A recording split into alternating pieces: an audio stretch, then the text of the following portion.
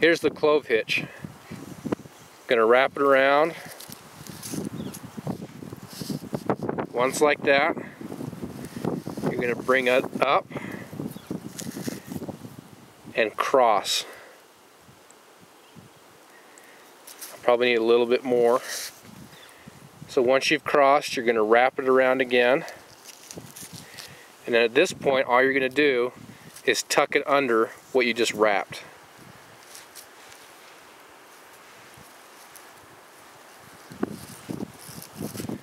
And pull tight. That's it. That gives you the clove hitch. So let me do that one more time. You can see, put a lot of pressure on it. Now notice this though, pressure won't work that way. So there's your working end. That's going to wrap around whatever you're tying it to.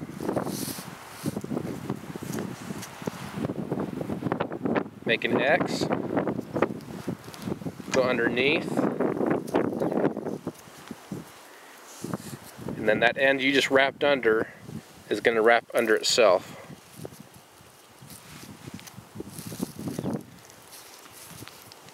That's your clove hitch. Now this is nice because to untie it, all you've got to do is slip that out. It comes right off. Clove hitches are really cool because they're the start of a lot of lashings. They're easy to tie, easy to untie, but they aren't the strongest hitch out there either. Another use I've done this with is actually Trout's birthday. I think it was Trout. Was it your birthday when we did the piñata on the basketball standard? That was Hawk. Yeah.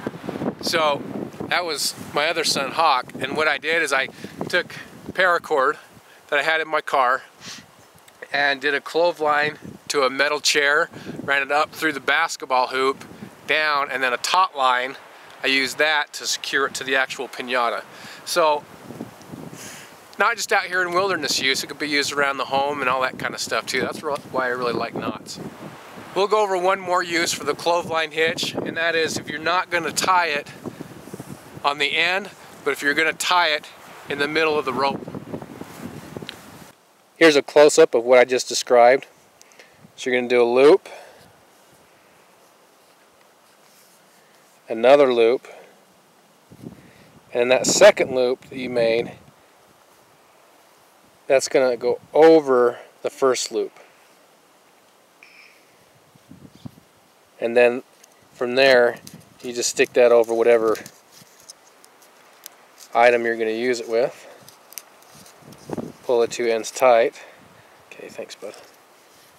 And there's your clove hitch in the middle of your cordage, or the middle of your line.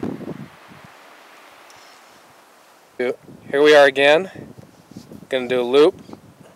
Make the loop so it's right over left. At least this is the way I do it. And I make a second loop, same thing, right over left. A little twisted. Now the second loop you made is going to cross over on top of the first loop, and then you just match those loops. And that just goes over the media of whatever you have. So pretend this is the hiking pole.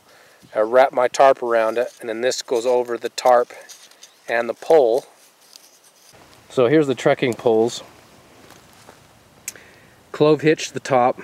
This is one piece of cordage, and then I just tie the what are these called? The tent guy lines. I forget the term of them. Doing that there, running down to wooden stake. Did that on both sides, and I pull that tight, and there is the clove hitch using the middle of your line.